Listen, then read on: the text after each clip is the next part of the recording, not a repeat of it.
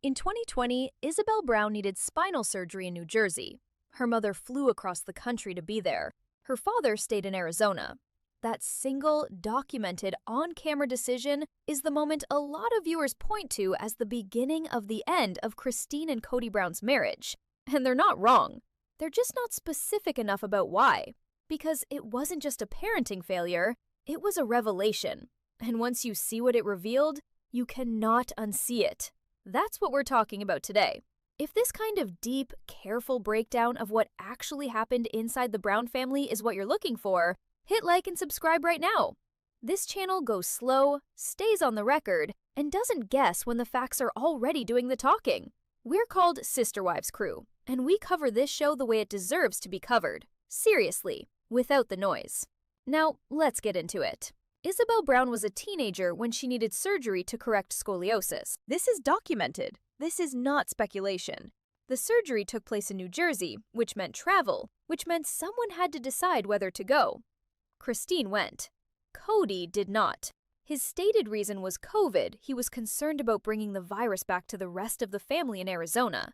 That's what he said. That's what aired. That's what he stood behind. And here's where it gets complicated. Because Kody's concern wasn't irrational in a vacuum. 2020 was a frightening year. Nobody knew exactly how the virus moved, who it would hit hardest, what the right call was. Parents were making impossible decisions every single day with incomplete information. So if you want to extend Kody maximum good faith, you can say, his concern was real, his caution was sincere, and he made the call he thought was right under genuinely difficult circumstances. Fine, let's hold that. Now let's hold Christine's position at exactly the same time. Christine's position was, the surgery is happening regardless of COVID. Ysabel is going under anesthesia whether Kody comes or not. The question isn't whether the surgery carries risk. The question is whether her daughter gets a parent in that waiting room. And Christine's answer was yes. Obviously yes. Without hesitation, yes. Both of those positions were defensible on their own terms. But here's the thing about a marriage. Especially a marriage with the specific structure the Browns had built, where Kody was positioned as the head of the family, where decisions were supposed to run through him, where plural marriage was sold in part as a bigger, stronger family unit with more resources and more presence. You cannot have both of those positions operating simultaneously as the family's parenting philosophy. One of them has to win, and the one that wins shapes everything that follows. Christine's position won. She got on the plane, she sat in that waiting room. She was there when Ysabel came out of surgery, and Kody was in Arizona. That's the entire moment. There's nothing to add to it. The simplicity of it is exactly what makes it so hard to argue with. No amount of context, no amount of framing, no amount of careful editing changes what the camera documented. One parent flew, one parent didn't, and the child who needed surgery had her mother and not her father in the room. Now, here's where we have to be honest about something. And I want to be careful here because this is where a lot of commentary about this moment gets sloppy. The question isn't whether Kody Brown is a bad person. The question isn't even whether he made the wrong call. Those are value judgments, and people can make those for themselves. The more interesting question, the one that actually tells us something, is this. Was the COVID reasoning the real reasoning? And the reason that question matters isn't because we're trying to catch Kody in a lie. It's because if the reasoning was genuine, it tells us one story about who he is. And if it wasn't entirely genuine, it tells us a different and more troubling story about who he is. Both stories are worth understanding. So let's ask the question properly. If Kody's concern was specifically about traveling during COVID and bringing the virus back to an at-risk household, that concern should have been applied consistently. It should have functioned as a bright line. We don't travel during this period. Full stop. That would have been a coherent position. A painful position for a daughter who needed her father, but at least coherent. But that's not quite what the documented record shows across this period.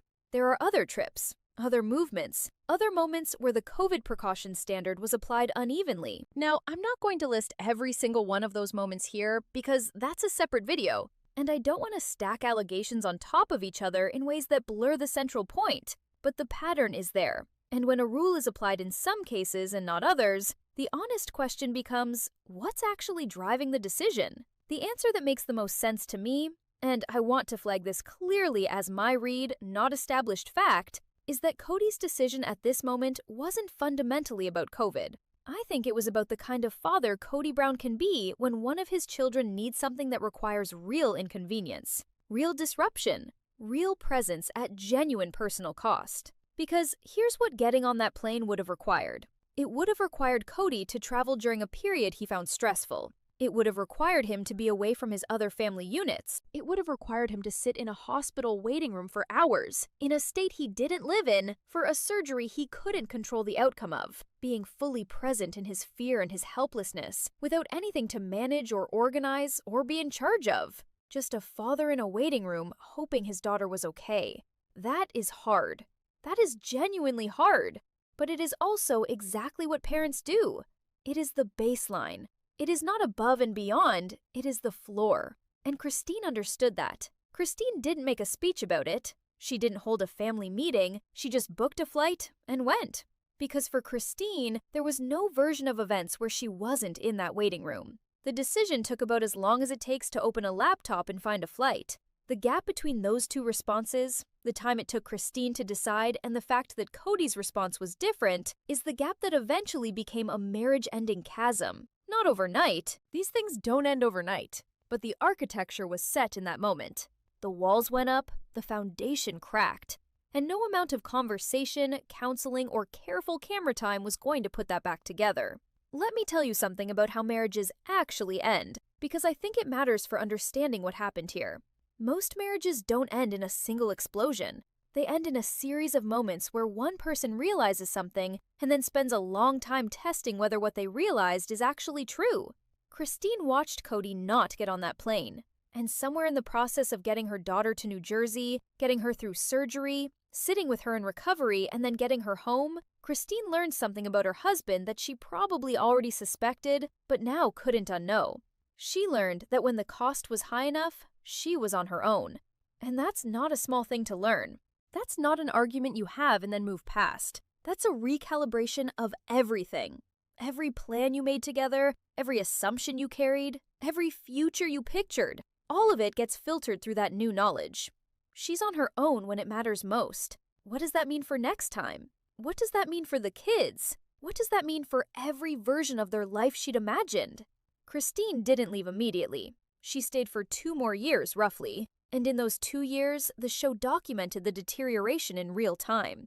The conversations became more strained. The dynamic between Kody and Christine shifted in ways that were visible even through the editing. And when Christine finally announced she was done, the audience didn't gasp. They nodded, because they'd watched the marriage end in that New Jersey hospital.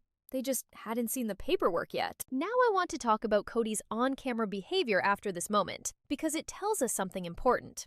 When Kody has spoken about Ysabel's surgery in the time since, the tone has been careful, measured, calibrated. There's a quality to how he discusses it that is different from the way people discuss things they genuinely grieve. Genuine grief about missing something important in your child's life has a rawness to it. It spills over a little. It doesn't resolve cleanly into complete sentences. You can hear the person still sitting inside the loss, still not entirely over it, still wishing they could go back. That's not what Kody's on-camera reflections have sounded like. At least, not to me. What they've sounded like is a man who knows he needs to say something about this, and who has thought carefully about what to say, which is not the same thing as a man who is still carrying the weight of the choice he made. Audiences can hear that difference. Most people can't articulate exactly why something sounds managed versus why it sounds genuine, but they feel it.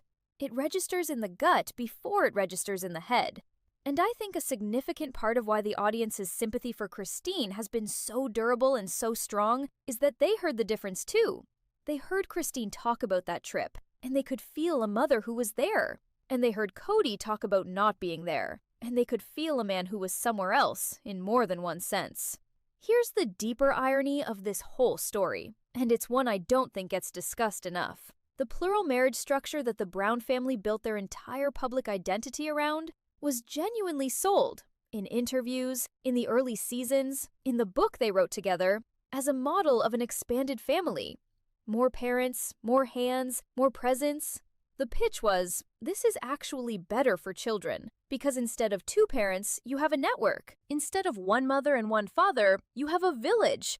The kids get more, not less. That's the thesis. That's the foundation. And the clearest, most direct test of that thesis came in 2020, when one child needed parents present in a hospital waiting room. The family that was supposed to produce more presents than a standard family produced one parent on a plane. The thesis didn't fail because plural marriage failed as a system. It failed because this particular man, in this particular moment, made this particular choice. That's important to be precise about. I'm not making a structural argument against plural marriage. I'm making a character argument about one person's choices. The structure could theoretically have worked. It just required people willing to show up, and in this instance, one of those people wasn't. Now let's talk about Ysabel. I want to be careful here, and I want to stay careful here. Ysabel Brown is a real young adult. She had a real surgery. She is not a character. She's a person, and she deserves to be treated like one. So, what I'm about to say stays strictly on the record, strictly on what has been publicly documented, and does not speculate about her recovery, her health, her body, or anything medical beyond the fact that the surgery happened. What I will say is this. The relationship that formed out of that 2020 trip was a relationship between a mother and a daughter who went through something enormous together, and the subsequent years have shown who Ysabel's primary relationship was with. She was there during the preparations for Christine's wedding to David Woolley. She was helping with the small details, the meaningful ones, the penny in the shoe, the things that brides save for the people they trust most. That's not an accident. That's the downstream effect of 2020. The parent who showed up built a relationship that was deep enough to carry the most important moments in Christine's life going forward. The parent who didn't show up is now episode by episode, in season after season, trying to negotiate a role in lives that quietly reorganized themselves around his absence. That negotiation is uncomfortable to watch. Not because he doesn't deserve a relationship with his children. He does. They all do. But because you can see the gap between what he wants those relationships to look like and what they actually are. And that gap was created in a specific moment, documented on television, seen by millions of people, including his own children. There is no coming back from that cleanly. There's no magic conversation that puts it right. There is only the slow, difficult, non-linear work of trying to be present going forward, in a way that maybe, over time, shifts the balance a little. Whether Kody is doing that work is something only the people close to him know. What the public record shows is what the public record shows. Let me bring this home. Some marriages end in a single fight. They explode, and then they're over. And everyone can point to the exact night and say, that's when it ended. Christine and Kody's marriage ended differently. It ended in a single flight. She took it. He didn't. Everything that came after the conversations, the arguments, the counseling attempts, the tearful on-camera moments, the announcement, the divorce, the wedding to David, all of it was already decided the moment Christine boarded that plane to New Jersey and Kody didn't. Not because marriages can't survive missed moments. They can. People forgive all kinds of things. But survival requires that both people understand the weight of what happened, and the record suggests that only one of them ever fully did. Christine understood, in that New Jersey hospital, exactly what her marriage was and what it wasn't. She understood it not as an abstract idea, but as a lived, physical reality. Her daughter recovering, her husband not there, and nobody coming through the door. And from that moment forward, she was no longer deciding whether to stay in a marriage she believed in. She was deciding how long to stay in a marriage she'd already left in every way that mattered. 2 years later, she made it official. The audience didn't react with shock. The audience reacted with something closer to recognition. The slow exhale of watching something conclude that you already knew was over. That is the power of what the show documented. Not in a sensational way, not with dramatic music and a cliffhanger cut, just in the quiet, undeniable, completely plain way that reality sometimes records itself. A woman on a plane, a man who wasn't on a plane, and a marriage that ended at 30,000 feet before anyone said a word about it on camera. The adults made their decisions. The cameras kept rolling, and Ysabel Brown, who needed a parent in a waiting room, had her mother. That's what it comes down to. That's what it always comes down to. If you made it to the end of this, you understand what this channel is. We don't yell. We don't speculate wildly. We don't put words in people's mouths that they didn't say. We take what's documented, we take what's on the record, and we follow it wherever it leads. And sometimes, not always, But sometimes it leads somewhere that says everything without saying anything at all. Subscribe if this is the kind of coverage you want. I'm working on a longer series that looks at the medical decisions arc across the entire Brown family, not just Ysabel's surgery, but the pattern of who showed up and who didn't across multiple seasons and multiple children. It will be careful, it will be sourced, and it will be worth your time. The next one drops soon. I'll see you there.